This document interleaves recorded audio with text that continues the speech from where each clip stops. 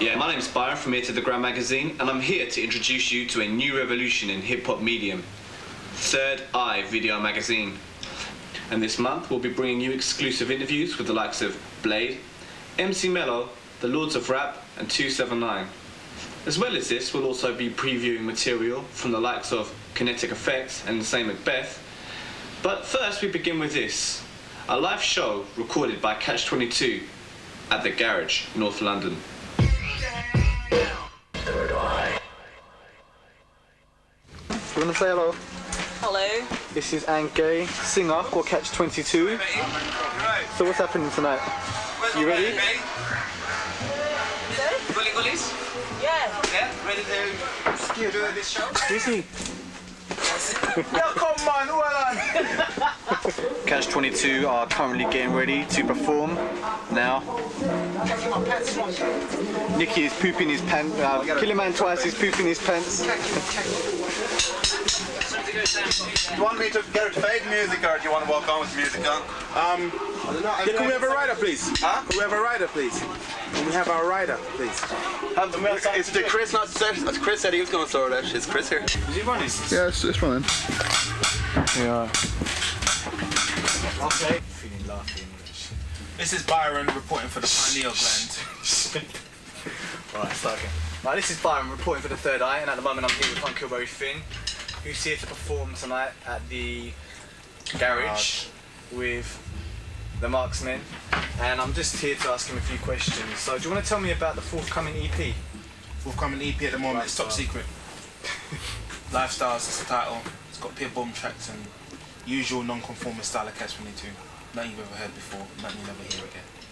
So tell me about the actual track itself, Lifestyles. Lifestyles, take it from the album, buy it, it's available still. It's just about life from a criminal perspective, really. Right. So like, is there anything that is it a life you need yourself or anything? Me? I'm a musician. Walks away, that one done, and that one never had them. Don't worry yourself still, man, look how old. You know how London stay? Man just clocking the cool. Man is clocking. Living hardcore business now. The living hardcore. Scan, down. Oh yeah. This is a gangster melody. For those who know what's going down. Give me now. Penniless, but never less, nobody test. Yes, I smoke cess, come my life's been distressed, blessed by the curse, the seed of the dope weed. Free up the money on your neck will just bleed, cause with speed. You're gonna get cut, so just hold it down when I'm holding you up. Silly pop, you're dropping tears, I see you shaking. Me bro, you're rich and all your money I'm taking, so if I break into your yard, are you like me? I'm broad and I'm blood clot hard. I take your money, every piece of your set. I'm hard like hardcore and hard as hard to get. In my Via Uno, you know when I'm bloody driving, get stick in the middle to the side, sliding, striving, just to make my next split. Spot a bit of Lakers, wonder if she's looking to live. Cause I'm slick, and I'm quick, cause my dick's like a snake, much too much for the fools to take. I'm gonna break, cause I don't give a heck. These are the lifestyles of the poor and the rough, man. It's a gangster melody. Here we go. Scamp, banana. Woo! Man, it's a gangster melody. Yeah. This one's the next single. Chan. Oh, yeah. Something from KATCH 22 for Third Eye, the original pineal gland. You know what I'm saying? Third Eye. At the moment it seems to be pretty dark. They've turned the lights out, haven't they? Okay, do you want to tell me a bit about the solo project coming out then, the, what's it called? Granite The Project. Granite Project, yeah. Yeah, basically I'm working on the Granite Project, featuring quite a few MCs, quite a few producers. I got Mercury from Gunshot, FBI, and loads of people. Shaka Shazam, got Ashley on the drums. So what's the concept then behind the EP? Is there going to be some kind of concept? Yeah, basically the concept is just it's a hard breakneck concept, you know what I'm saying? Right. Just smacking out some hard tracks, you know what I mean? Because everything seems to be getting a bit light and airy these days. So. Right, and what about who's producing? Who's going to be producing? At the moment, we haven't really finalised a contract, so it's all sort of up in the air, you know what I mean? But I can definitely say that Gunshot are very willing to do it. FBI are very willing to do it. Black Radical Mark II is willing to do it. You know what I mean? So it'll be something nice. You know what I mean? This is the third eye. Okay then. So yeah, tell me more about this because you've got a live drummer on your set at the moment. Yeah. I feel like Terry Christian. He's supposed to say right. Yeah, right. So you got a live drummer on your set. Yeah, right. You got a live drummer on. No, you got a live drummer on your set, yeah. Drummer. Got a live drummer on the set, man. Nah, come on, fuck that. Alright, so you got a live drummer on your set. So yeah, do you want to tell me a bit more about this new direction that you seem to be taking? Because this is something that you haven't really done before this year. It's the album though. Yeah, it is. Is it? We want to know, man. Yeah, we're using a live drummer on our set. Basically, we're working towards a band concept. You know what I'm saying? Yeah. Not departing from what we're doing, but just adding an extra dimension. There's something about musicians doing it live that you just can't fabricate. You know what I'm saying? Because speaking to Margaret last time, he was actually talking of trying to maybe sort of get some people like to do string sections and stuff like that. Yeah. I mean, is that something that you're still planning to do? Basically, when hip hop is a form of music that has no movement, everything in it is fabricated. And basically, what we're trying to do, we're trying to work towards a concept of music that moves. Basically, goes up and down the scale. You know what I mean? Like when the chorus comes in, it kind of builds up and explodes. You know what I'm saying? But hip hop is very stiff. Right. Yeah. So what we're trying to do with the band concept is not take anything away, not to make it sound more packaged, but just to still use the hip hop idea of the hard drums, but with just real instrumentation, real movement. Now we're going back to some hardcore. Yep. Thank you, Anne. Thank you very much for letting us jam, yeah? We normally do that at home, yeah? Yeah. This one's called Final Judgment. Facts of fury. Facts of fury. Facts of fury. Facts of fury. Here we go. Facts of fury. Facts of fury. Facts of fury. Facts of fury. He's the killer, man. Hey, Mark, you know where I'm at? I'm a living in Fortress Europe, and the fascists are coming. Gone are the days when the blacks are running. Back in the days in my motherland, we accept a mission that was with the open hands. Centuries later, I'm living in the freezer, working for some redneck pork belly bitch who constantly smokes and smokes. His soul, I hope he chokes. Why they telling us black jokes? But I'm cool for good mental health. History will always repeat itself. For your nation's problems, we stand accused. The same way the Nazis blame it on the Jews. TV news portrays as a whole the modern African image of some nigga with a begging bowl. I would have stuck machine killing his brother like the tongue. Since Guy and too many others to my contemporaries. I have the living content. Barbed wire tongue is sprung out of exempt. Don't tempt when I vent, cause surely a lyrical, cynical, physical style, the facts of fury. Facts of fury. Facts of fury. The black facts of fury. Facts of fury. Facts of fury. Oh, killer, man. Facts of fury. Facts of fury. Facts of fury. Facts of fury. Here we go. Soul singers, they maintain the status quo, and at the black back singers all just like hoes. Going, still can't kick it, you're trying to play Marvin Gaye, and even with some making the funk punks are far too long. Your lyrics are weak, but your voice is still strong. Misuse your talents to sing those songs you don't relate to your people, you relate to your people. Sing songs of facts so all can understand. Extend your repertoire like the man. Rashad is bad, but I'm glad that he made the wickedest album, though it never got paid. Most singers pretend, but we intend the soul should be spelled with a D at the end. You misuse your gift when it can really uplift your people. Stuck in the love shit when I riff and bit. The draw of the artistically rich, but culturally poor. Judged by your actions that don't ignore. Lyrical, cynical, physical, facts of fury. Facts of fury. Facts of fury. The black facts of fury. Facts of fury. Facts of fury. Oh yeah. Facts of fury. Facts of fury. The black facts of fury. Facts of fury. Facts of fury. The black facts of fury. Facts of fury. Facts of fury. DJ Kill on the wheels of steel. Facts of fury. And Gay on the vocals. Mad Margot. Producer extraordinaire. Ashley on the drums. Hunt Kilberry Finn on the rap.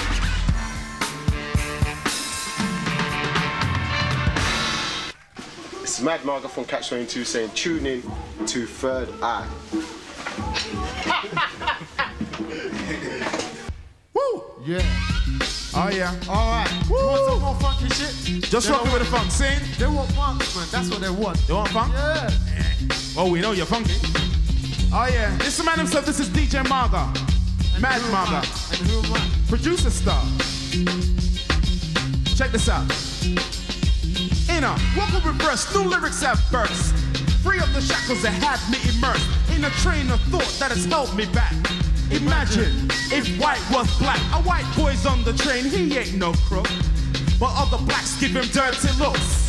Grab their bags and hold their purses. Under their breath there's racial curses, but it's rehearsed. He holds no grudge. To a black judge, justice will never budge. But under pressure he must conform to other white boys he's considered abnormal. He sold his soul to gain the curse. Is this the truth of the world, or a world called reverse? Here you go. Woo!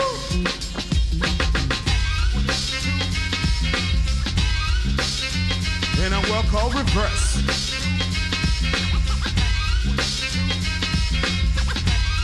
Yeah, in a place.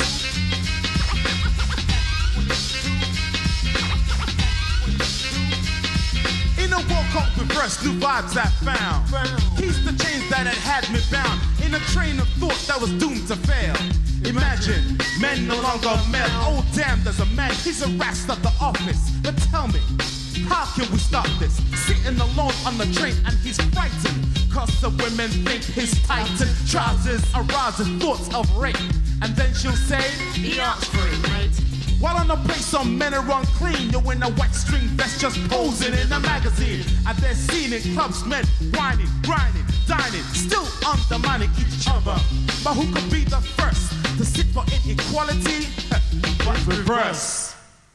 This is Hunk Finn reporting for Third Eye magazine, the original Bad Boy magazine. Here we are sitting here with Byron, the proprietor, editor, writer, distributor of Ear to the Ground magazine. Tell me, why did you start the magazine? Basically, I did an interview with an artist called Blade, you might have heard of him. Basically what happened was I wanted to sell this article to a magazine, but no one was interested in buying it. So I came up with the idea of actually putting together some more articles on that. Went up north to visit my uncle, basically laid out the magazine up at my uncle's with his help and that. And then I had a magazine, took it to a printer's, and then he printed it. It was as simple as that. But it was basically the reason why I set up the magazine was because people didn't want to buy my article. That was why. And then it took off, so I continued doing it. What do you think of the magazines that are available right now? But I just think the editorial teams on certain magazines don't really understand what I'm into anyway, hip-hop.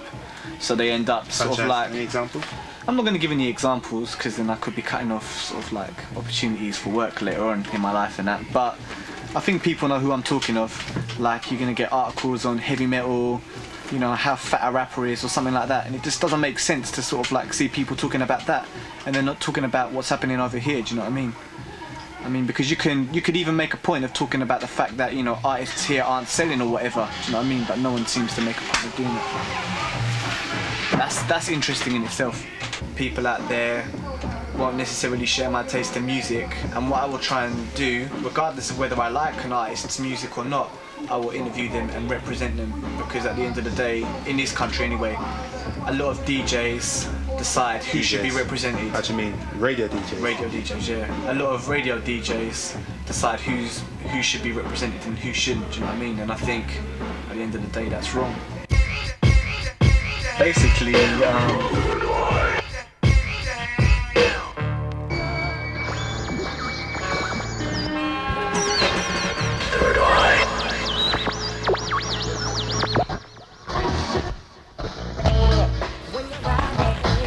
like to see anybody who's good and real to the music get themselves in a situation where they can be noticed on a global scale, because that's another problem we've got. Most of the groups, most of the rappers who've been around for a while, we haven't really got anyone who's really made it, you know.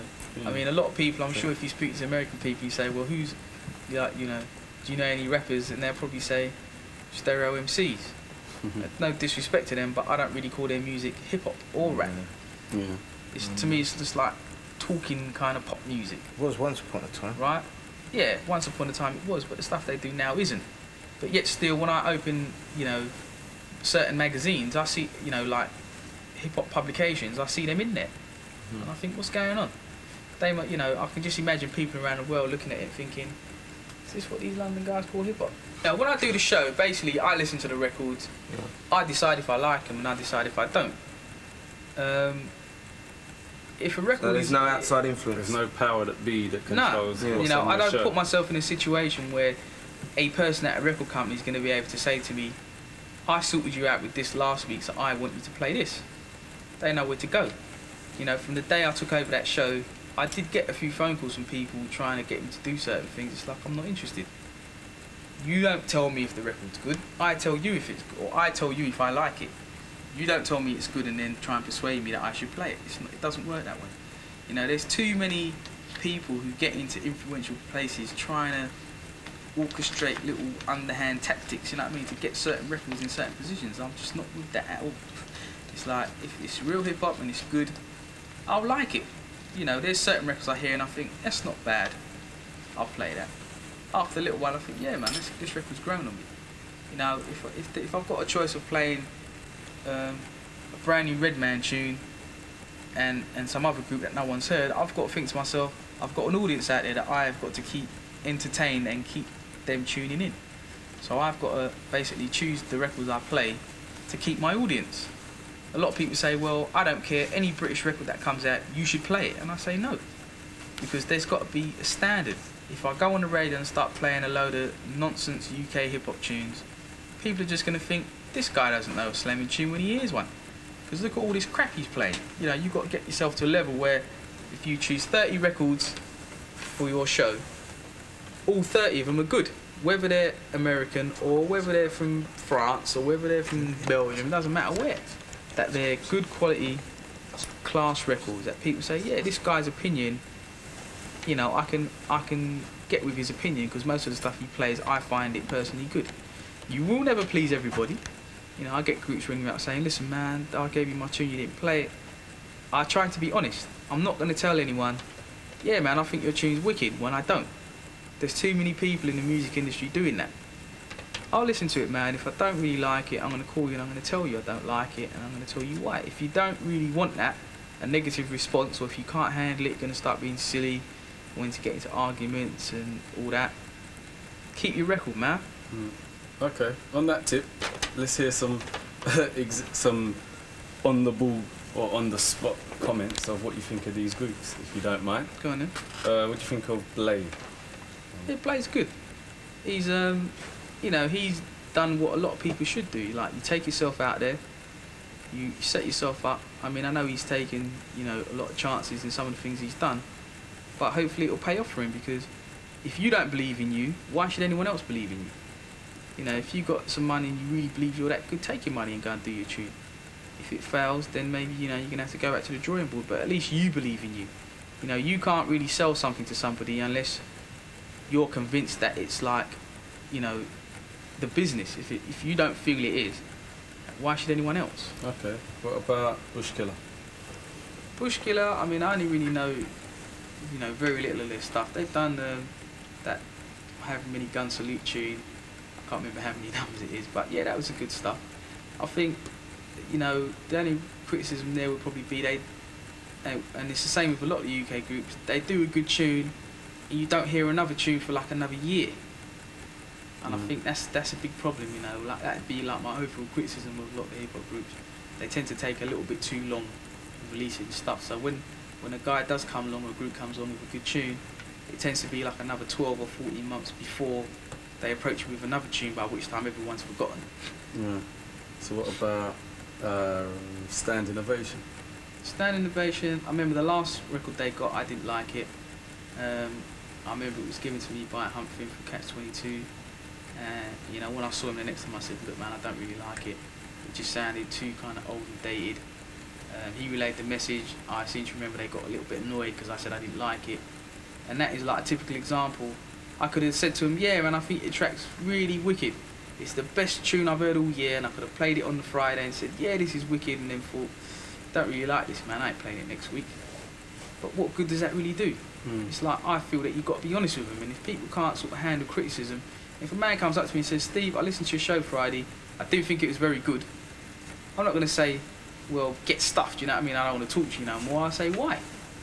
Well, I didn't think it was very good because if I think his criticisms are fair, I'll say, okay then, And I think, you know, you need to be honest with the groups. And the last tune they gave me, I didn't like it, and I said I didn't like it, and I didn't play it because I didn't feel it was good enough. Okay. How about Mello? I think Mello is an excellent rapper. Definitely, you know, at the pinnacle of the UK hip hop scene for quite a while. You know, I've listened to some of his recent stuff that he's done. You know, when I say recent, it's been done like 2 years and stuff. And there's some real good stuff in there. You know, I rate him.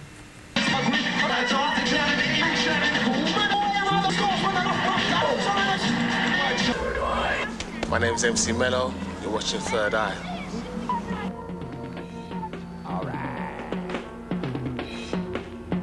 While I take a second to reflect on creator, first in existence, true Lord and sustainer, master, maker, created the shaper, arrive from mind's eye, revealed on paper. While I take a second to reflect on my being, look into my soul, I do not like what I'm seeing.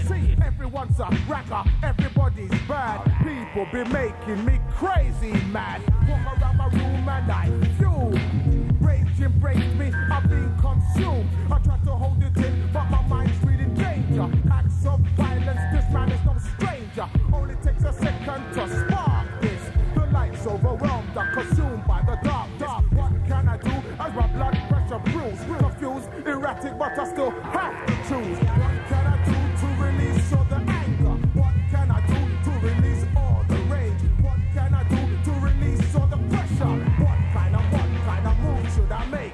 While I get to thinking and my brain starts ticking. Enough man be smoking the rock and be licking. Take, sting a hand back, then jet. It's cocaine comes in the black man, I'm set. The bills are pouring in, I cannot take it no more. Poll taxes and pay the bailiffs at my door. And everything is hot. All that I got. My hi-fi, my video, the TV. And so if you just want to start by just telling me about, basically you haven't been on the scene for quite a while now, so you just want to go into that and why you've been off the scene for so long. I ain't been on the scene for a long time because I've been like watching Third Eye. Nah, in 1990 I released my last MC Mello recording that came out. You know, it's like 1990. That was the album Thoughts released, produced by Sparky Ski, all cuts and scratching performed by DJ Pogo, and all lyrics written by me and performed by me. We released that on Republic Records. And what the problem was is that basically the Republic got some problems with distribution from Rough Trade. I wasn't fully happy myself, and so, you know, I wanted to release singles from there, from the album, get a few singles out. But what happened was that in the end, you know, it came to the end of the term of my deal and we kind of dissolved it. But, you know, at least I got the album out, people get to know of us, Debt Incorporated and the whole shebang. So, in 1990 and 1991, I was doing a lot of projects like Karen Wheeler. I rapped with Karen Wheeler on that album, Junior Giscombe. I did 2 tracks in Manadu Bango and quite a lot of touring in Europe with him, which was really good. And it allowed me to be able to blend the rap with the jazz and the African music and everything.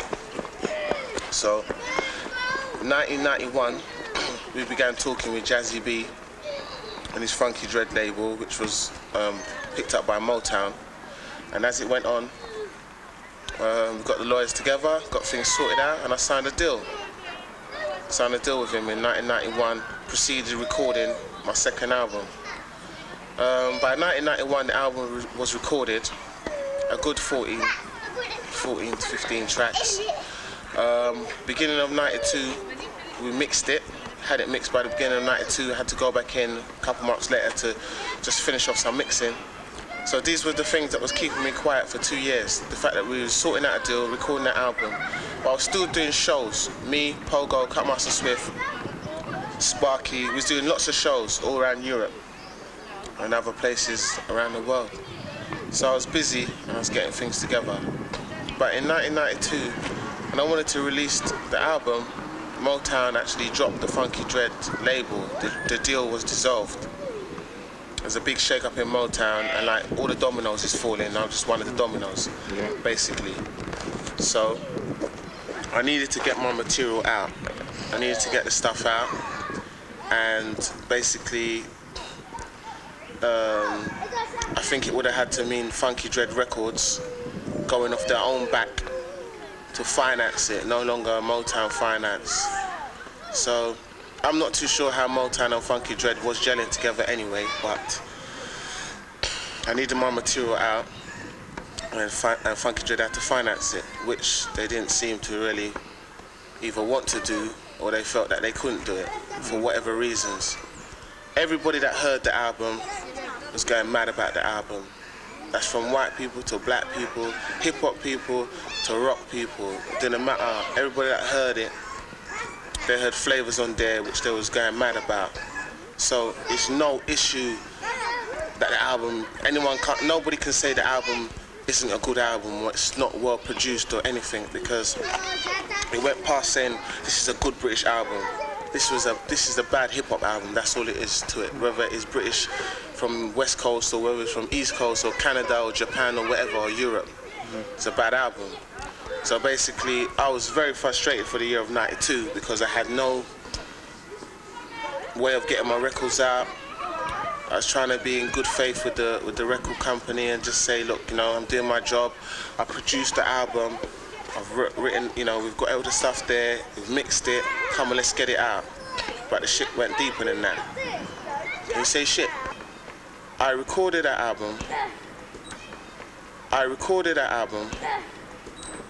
delivered the album. We was given a specific amount of money to record the album, of which I did. When the album was recorded, because it's hip-hop now, I bring to the record company the papers saying that, you know, what samples got to be paid for. When they found out how much the samples cost, they were telling me I have to pay for it. That they're not paying for it. Now this is where we get in a problem now, because I'm saying, you know, what's going on here? Anyway, they said they're not paying for it, I got paid for it. I told them the recording budget is a recording budget. Yeah, I've recorded, I've paid the producers, the singers, all the other rappers, they're being paid for recording. This is sample business, it's not, where is it saying in the contract, blah, blah, blah. Anyway, this was what the problem was. The record company is not going to pay for the samples. And as it went on, it started to get a bit to the point where I was saying, look, I've delivered an album. I've fulfilled my side of the contract. When are you going to do yours? And they were saying, look, we're not accepting your album. You say you delivered it, but we're not accepting it because it's not, the samples have not been paid for, therefore the album's not delivered. But didn't that render the contract void then? Well, yeah, but you know, it was also a great era. This is why the lawyers had to get involved. Because really and truly, to me and with the record company, it was total bad faith. They signed me to the deal and I'm signing to Motown and I'm thinking to myself, yeah, Jazzy B, he come from the street, I come from the street. He's had to fight so hard to make so successful. I've been fighting hard to make myself successful. I've had obstacles in my way, I've had hurdles in my way, I've had the most problems. I've had the most problems. And one of the reasons I signed was because it's Motown and because he was talking to me in a way of, yes, my brother, we can do something. My brother, we can hook up some things together, my brother. We can get things to work together. And I was like, that's what I like to hear. Let's see what we can do. Always keeping one eye open, you understand me? And when all this started to happen, it showed me that my brother don't mean shit, basically. It's all about money. It's all about money, it's all about losing money, and it's all about making money. And so, this just like for '92, this plus other things that was happening in my life at that time, I just said, let me just take a step back from it. Because I saw too much sharks, I saw too much wickedness going down, and I saw too much kind of exploitive devil shit as far as I'm concerned, you know? Right. So I stepped out of the scene and the whole music industry. So did it kind of disillusion you from wanting to make records and that, yeah? No, not from necessarily making records. It disillusioned me from the music industry. Right. Is this what I got to go through just to get a record out which is saying what I believe and what I want to say? You know what I'm saying? And it wasn't like I'm getting stopped by some white racist bigot BNP man who doesn't want me, who wants to keep me where I am. I'm getting held back by an ex-black man who's coming from the same place I'm coming from. which is confusing me. And I was like, well, if this is the kind of people I'm dealing with, you know, fuck it, man. With these people, with some people you have to deal with, it's not about what you're saying anymore. It's about money. It's only about money. It's about figures. It's about, you know, I had man coming to me telling me, look at this is the kind of records that's selling, rah, rah, rah. And I'm saying to myself, shit, man, you people are DJs and that. Don't tell me about what's selling. Listen to what I've done and see that this shit can blow up. Then you start, put my stuff out, let's set the trends, not follow the trends. So this is what the problem was, it disillusioned me big time. And as it was like that, I just kind of just took steps out. I just chilled out, just did a lot of reading, contemplating. The phone started ringing less because all them people that used to phone all the time when Mello was out there start phoning less. So I said, that's cool, because it's like it gives me the time to clean my system out and to clean out the frauds as well. Because the people that's legit, they stuck around.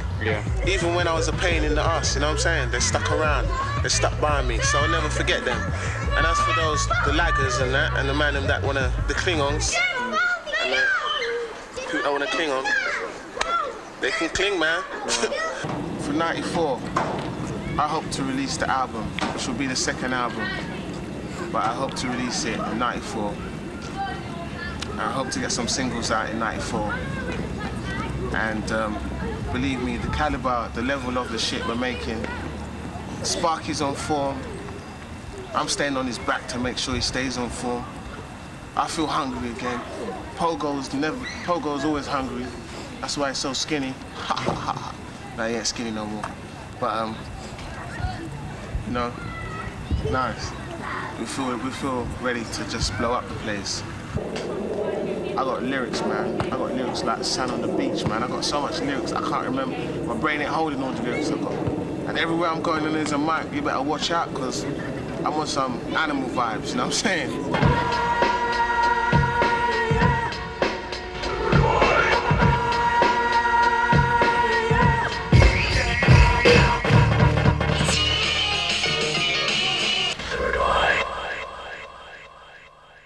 Yo, what's up out there? This is Ice-T, and right now you're watching the #1 video magazine in the world, Third Eye.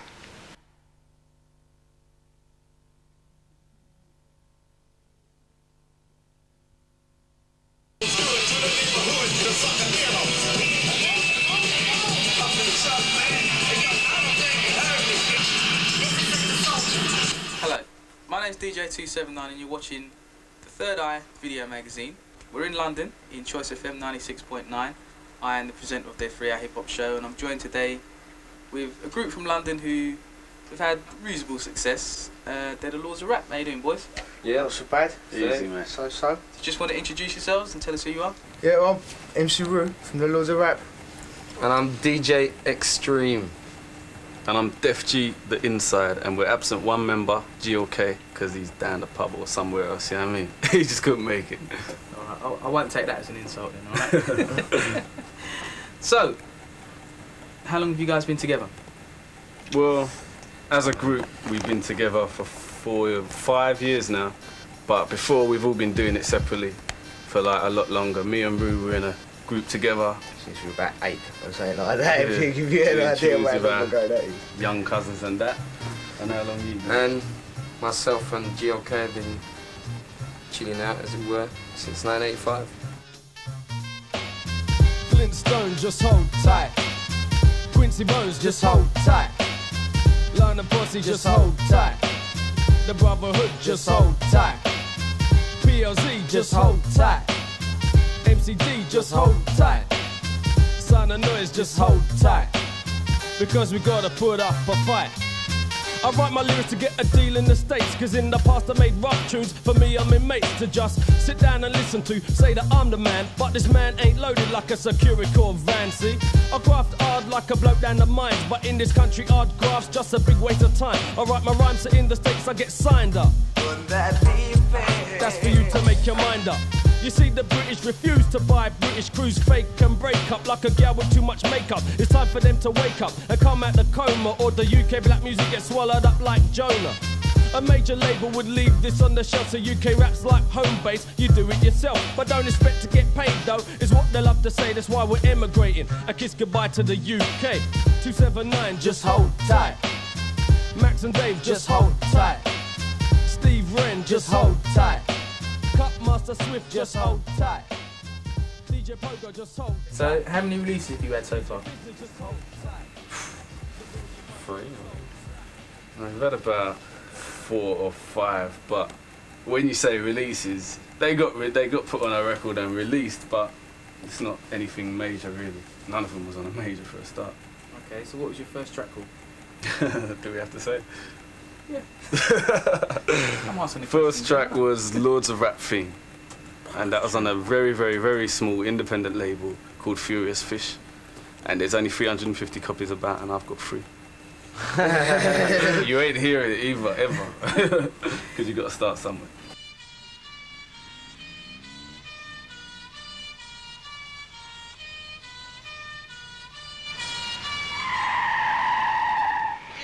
This is the Metropolitan Police. Come out with your hands up.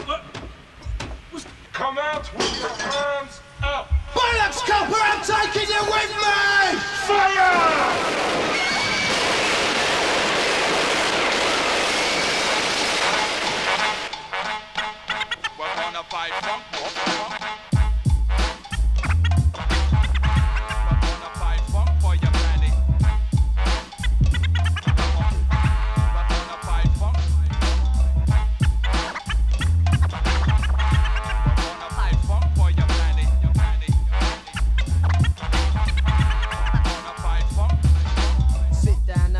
Your seatbelts in, the flaps are up, I'll in the engine.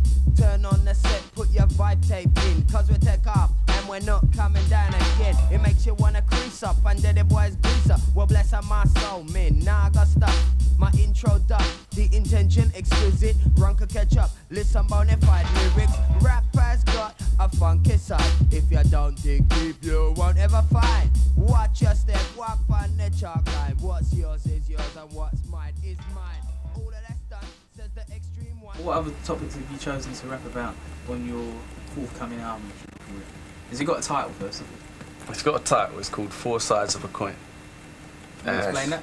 Well, that sounds less the 4 of us or whatever, it's pretty self-explanatory. The phrase of, you know, hear the other side of the coin, mean the other side of the story. We're the other side of the story, but we're 4 sides of the story. And we're not just like the head, well, basically I'm the inside of the coin. So it's not just straight up sides like proper 3-dimensional sides, I'm the inside. I'm the head side because I think about things. What do you mean? Rue? I'm the wild side, the white side, the flipping it on the right side. Drop my style with enough pride now. I'm the wild side, and that's it, but I'm not very wild at the moment. And the full side, GOK, he's the tail side, because he's bringing up the rear, he's the security. So, but other subjects on the album, well, all sorts of stuff that hits you just all the time, sort of thing. You know what I mean? Yeah, there's a bit about that. Piggy in the middle of a track. That's just saying like, don't sleep about too much because your dick's gonna fall off. And like, it's, you know what I mean? That's not the be all and end all of all life. He's getting you in the way. Like, let's sort of, hey man, let's be cool people, like, and all that. But there's all stuff that hits you all the time, like. There's a track called sorry to butt in. There's a track called Crossroads, which I thought of the title because it's something I was going through. Like, it's like, boy, everyone has crossroads in their life, decisions, what road to take. You get to a point, you can only go so far, then you have to make a decision. So, and my one was, boy, do I get a job or do I stick with this music thing?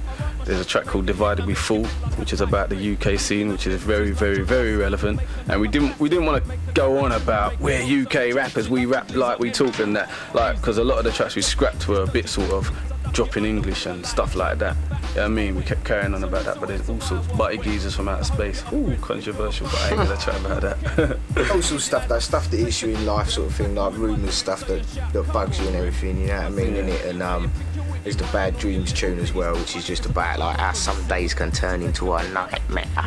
And like, that's it. Stuff that everyone thinks. No guns and gangsters and drive-bys, because boy, you don't do that. I ain't seen one. One of the tracks you did have out last year, which was called Where Does the Extra £3 Go? I mean, I thought that's quite a clever tune. You just want to tell us what that was about? Where does the extra £3 gone? Not in my pocket, nah. It's about Say Days, man, and the fact that they're Totally rip off. And they're just terrible, mate. And like, it's a waste of money. And like, don't buy vinyl and all that sort of stuff. You know what I mean? The fact is that they cost more. They cost probably less than vinyl to produce. And where does all the extra money go? Because it certainly ain't in my pocket for making the music, and it certainly ain't in the punter's pocket. You know what I mean? Like, so I think it's up to the lads at Sony. Like, we just thought we'd wise up some people to the big conspiracy in a massive, massive industry, because it started off. It's kind of a Sony thing. I don't want to single them out, but it's all the companies. But companies like Sony who just lost out in a big way when Betamax just died, and they must have thought, boy, we ain't gonna get trapped in that. So as soon as you know what I mean, they're not gonna get trapped again. So as soon as a new music form come out, Sony suddenly took over a record company, and they were producing CDs on a manufacturing level. So they manufacture the hardware, they do the software. Now they're in charge of the artists. They've already got the management. So they're just getting control. Sort of. And basically, they're making enough money from just manufacturing one thing, and they're charging more for CDs. That just makes me laugh, especially when they re-release records from back catalogues that have been out on record, and now they're releasing it on CDs. Some people are stupid. They'll go out and buy the CD of a record they've got because it's on a CD. And the fact is, the hours we spend and graft in a studio trying to get the sound crystal, you ain't gonna hear the difference between a CD and a vinyl. It's more or less the same, except for an age thing. Yeah, there ain't that many people with sets nice enough to hear the difference on anyway. You know what I mean? Everyone's got their Amstrad stuff. Yeah, and their dodgy hi-fis. Who's got the wicked in banging out some business to hear the difference between a CD and a record? It's silly, isn't it? Sort of thing. You know what I mean? Waste of money. You just got to watch what you're doing. Check yourself before you wreck yourself. Third eye. Yo, what's up? This is KINETIC EFFECT, the phenomenal physicist MC, and I'm down on Insane Recordings. My name is Insane Macbeth, producer of K-Effect, and also label boss of Insane Recordings. And this is my man here, DJ Polo, also a producer, got his crew Rhyme Side. Okay, so do you want to just go into the history of yourself as an MC, KINETIC? Well, boy, I've been going for about 7 years, yeah, and got into see-through graffiti, and then just picked up on the MCing side and got better at MCing and was at graffiti. So I just kind of called out on the graffiti, just carried on MCing. I've been through like several crews. The main one was like To The Top, but that's kind of done now. I'm just kind of hooking up on a more intense tip now. And the sword cuts the air, KINETIC effects here. While he was gone, you passed, but now he's writing your repertoire. So better drop your last line or lethargy, cause competitors better be better than KINETIC E. Consider me enemy. I retard the return of the rest. So fraternity decays of thee to pay was foul. You scowl, scuff at the ship, but the shit still moves bowels. Arouse a remedy, your placebo's brain dead. Refrain from games such as play dead and stay dead. I'll state it, just stammer and sucks. From X to gamma, the ramifications of K-rays raise rocks. I buck up and feel the effect of venom. Insane and remain raw, abhor the sign he sent him. Raps competitive, competitors are for peace to good, but the rest receives war or death. You're bereft of breath, that with effect to lose teeth. You're left the meth, redress the balance. It's its MCs, I have talent, retaliate and make fates to vacate the premises. My premise is to diss, you're reminiscent, you're missing. I radiate like nuclear fission, the physicist to destroy. Boys, approach and die, enjoy. Third eye. Third eye. Third eye. Take the techno. Keep it going on. To the Batmobile. Blade here on Third Eye, haha. The first video rap magazine ever, at least to my knowledge anyway. I hope you enjoyed the interviews that you'll be seeing. You'll be seeing Mello, whoever, but next on the interview list, Blade. Oi, fuck off, I'm playing. I don't want to do an interview anymore. I've had enough of interviews.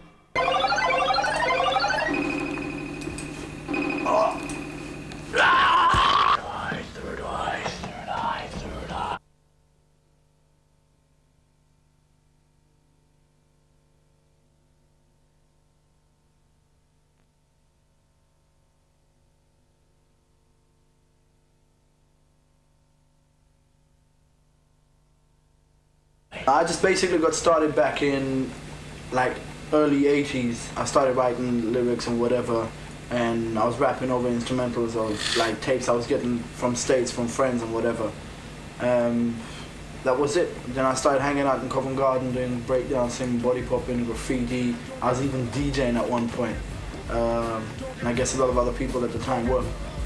But things went a bit stupid in Covent Garden. You know, people started stealing stuff to exchange it. Like those people stealing the shorts for the summer or whatever, so they could exchange it with big graffiti markers, stuff like that. And eventually I just decided not to bother going anymore. But those were the good old days. You will never get days like that again. That's basically how I got started. Was there a lot of competition back in the days, you know what I mean? Between rappers, because they're like battling? Yeah. Do you want to go into that? Alright, well I got my name recognized in Covent Garden because the first thing I did was battle somebody. I went there and I was a nobody and I battled this guy called KATCH. On the first night he beat me, but the revenge was out. And the reason basically I guess why he won is because everybody knew who he was and no one knew who I was. And that was it. He had a lot of support and I had nobody. Same as Nice, you know, hang alone, solo, single, the one, the only, I'm lonely. But that was it. There was a lot of breakdance battles going on, there was body popping, and there was always police interfering, you know, like in the tube station at Charing Cross. There's police always coming down trying to cause riots and whatever on Saturdays. But we weren't having none of that, were we, boys? And what views and opinions do you have on the UK scene at the moment? How do you feel about a lot of material being put out on the UK scene? You like it? Don't like it? You don't know? You don't want to answer this question? No, I'm only joking. No, I think, me personally, I think there's more creativity coming out of the UK at the moment than there is from the States. A lot of people would argue that point, but a lot of those people are dumb fucks that have been brainwashed by listening to radio stations, you know, that basically plug nothing but US stuff. Now, I got nothing against the US material, apart from the fact that a lot of it sounds the same. But, you know, it's, for them, because America is so big, most of them are only interested in making money. A lot of them were not even rappers 8 months ago, and they come up with an album that makes it massive. Why? Because America is big, so they get away with it. So they can come out with shit and get away. And there's also like that thing about one DJ said about competition. Alright? They don't have enough competition there. Everyone is together. And everyone's together in a very, very friendly way, whatever. I'm friends with a lot of the rap groups in the country and whatever. But at the same time, I still know that there's competition that comes in some aspects. So that keeps it alive. You know, that keeps us going and whatever. But at the moment, to me, the UK rap scene is doing a hell of a lot more to try and please the public than the States rap scene is. That's my personal opinion. And why do you think that is? I don't know. Why do you think they... Well, they have to work harder. It's like when I was looking for a job. I couldn't find a job because of the way I was dressed. So I used to go and look for jobs like every day and try basically busting out my balls to try and get a job and whatever, and it was impossible. But I knew that if I ever got that job, I'd be working hard because I didn't have anything. And basically that's the reason why, because like the UK rap groups or whatever do not have anything. All these years they've been doing whatever they've been doing and they have nothing to show for it. American rap group comes out with one single and they're walking away millionaires. Got a new mansion on the top of the hill. Maybe in Cyprus, I don't know. I don't like to be too predictable in what I do in the studio. It's like, for example, a lot of groups would just go in there with the samples and leave it at that. You know, but I like to get like the DJ involved. I like to play the part as a DJ sometimes, in the sense of like, I'm an amateur as a DJ. Like I said, I'm not a DJ. But sometimes I just want the sound to be amateur. I don't want it to be like all the time. Quite a raw sound, isn't it? Yeah. Like on The Lion Goes From Strength to Strength in one of the choruses, with like you were there, Byron was there, so he knows. Like in the chorus, I just, instead of scratching, I just picked up the needle on this part. There was a long trumpet part, yeah. And I just picked up the needle and dropped it back down on that same place, on the same groove, and for the whole chorus. You know, and everyone thought it was scratching, and it was shit scratching. It wasn't scratching. You know? So I try and do all different kinds of things. So like for example on Grip for the Pitbull, everyone thought that was scratching. That It wasn't. It was this. You know, we get all different types of things. It was one of these things. Keep it going on! Keep it Simple. Do the thing on the video. Can't do it again. Stuff like that. Whatever. No. We got a whole range of toys that we can go for.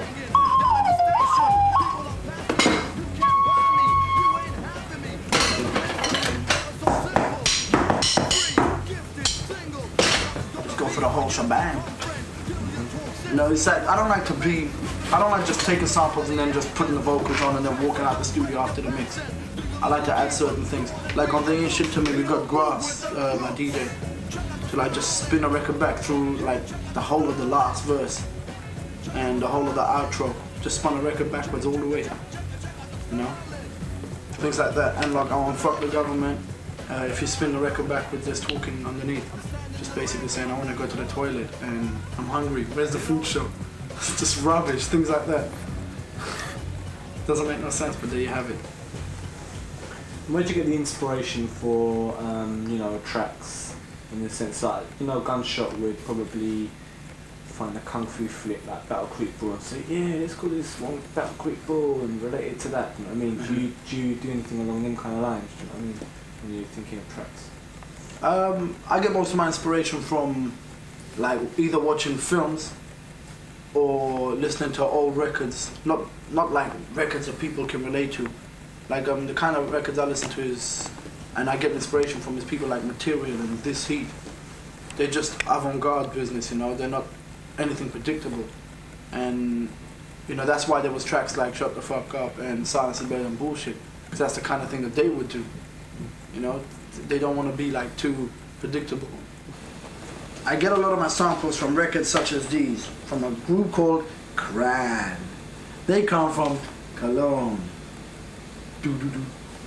Alright, basically any samples like these are worth taking in my eyes because they're different, they're not the usual.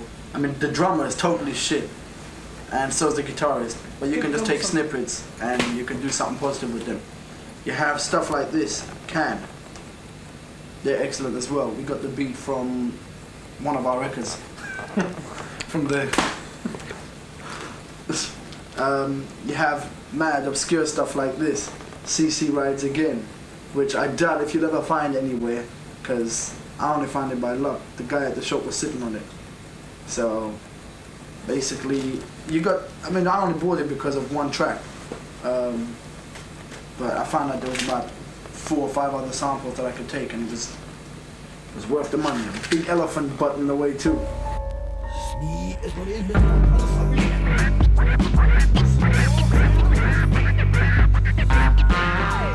This one, I'm not telling you what this is. Have a quick look. The mind of notices and the inspiration was from the way I was living at the time. You know, it's like I had to pickpocket people to get the money to put out my record. You know, washing dishes, whatever, that came on the later one, and Rough It Up. I used, back in the days, it's like, you just pick up inspiration from wherever you're at. Like, you know, I was on the bus, I'd see someone do something or get into a fight over a 10p fare that he didn't want to pay. And I'd try and work something out with that and put it into lyrics.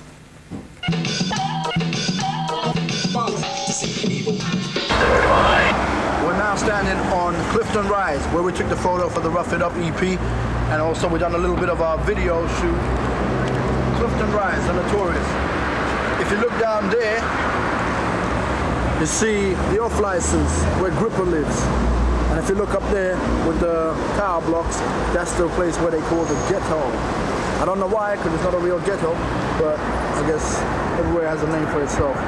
But anyway, we'll take a trip down to the off license and see if Gripper's there.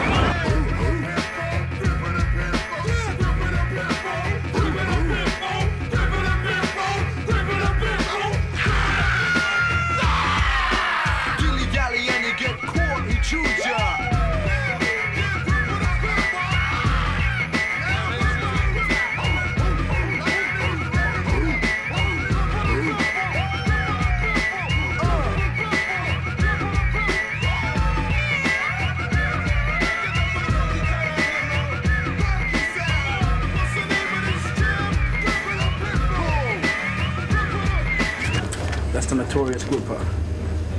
One that doesn't like me still up to this day. You're still running teams on the rise, man. Yeah, man. For years, man. Basically, you know, that's why the track was called Mind of an Ordinary Citizen. It's like basically I think like an ordinary citizen, but I want to make progress. That's why the B-side was forward, because that's where I want to move forward. Okay, we're now leaving the off license with Johnny, Glenn, and Griffith the Pitbull, and we're walking down towards the tunnel, the notorious tunnel. Here we go.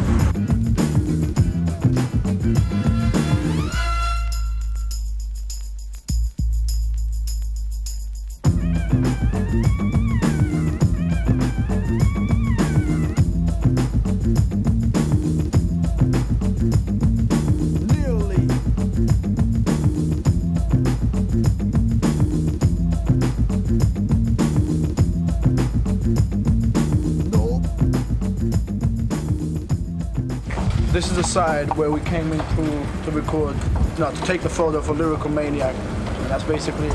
And this is Pauline. She's walking over. Pauline or the twin sister? No, this is Pauline. Hi. You okay? You're right. Yeah. Sound like your sister, yeah? Alright.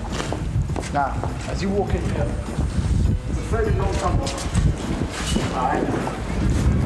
Now we're coming to the place, to the direct exact spot where on Lyrical Maniac I stopped. I took my photo like so. There. Now I come to the other side.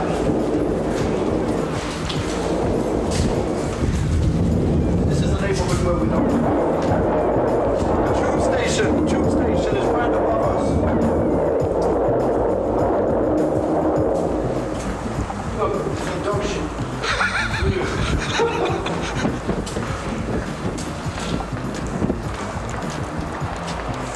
Okay, as we stand here, I don't know if you can see the whole thing, but you might need to go back a little bit.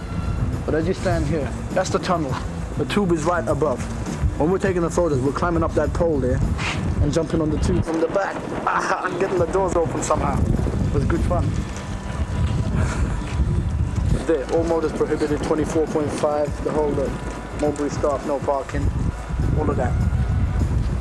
This is Mind of an Ordinary Citizen. But I personally think generally the scene is shit. Cause like you don't get no support from the DJs no matter how hard you work. You know, the DJs, like radio DJs don't play your tracks no matter what you do. You know, and it's like they can't turn around and tell me that me personally I'm shit, or KATCH 22 is shit, or MELLO is shit, or whatever. But yet they will not play our tracks. As far as I'm concerned, the radio DJ's job is to play tracks that people want to hear. And if they're not playing those tracks, they're not doing their job. You know what I mean? And they're not the radio DJs, a lot of them, it's like they plug a lot of the rubbish that's coming out. Like I'm not personally saying that it is rubbish, I personally don't like it. Like the Naughty by Nature stuff, he's a good rapper, but I don't like the way the music is and whatever. It's too much today and not enough of what was going on yesterday. And it's leading into sort of self-destruction. Right, but then a lot of DJs would argue that what they do play is what people want to hear, do you know what I mean? Whether you like it or not, that is what people seem to be sort of into, do you know what I mean? I mean, for instance, you may not think a Redman tune is, you know, anything to sort of like write home about or anything, but at the end of the day, millions of other people do like people like Redman. Yeah, but there's tracks of everybody that I've heard, particular tracks that I can like. Like there's Guard Your Grill from Naughty by Nature, that is a fucking excellent track, you know what I mean? Then you got like Redman, he's got his tracks that are kind of good. I don't really know any of his tracks because I don't really listen to him. But K-Solo, I mean, Spellbound, who can touch that? You know what I mean? Everyone's got tracks that you can say, yeah, they're wicked or whatever. But the problem is like, it's the same as the pop industry. The reason why people like Kylie Minogue and whoever are big or were big is because there was a lot of money put behind them and everyone was playing them and plugging them away. Now, I guarantee you do the same with Blade and KATCH 22. You do the same with Blade and KATCH 22 and you're rolling the same way. And if anyone wants to argue that point, I'm here. 694-2212.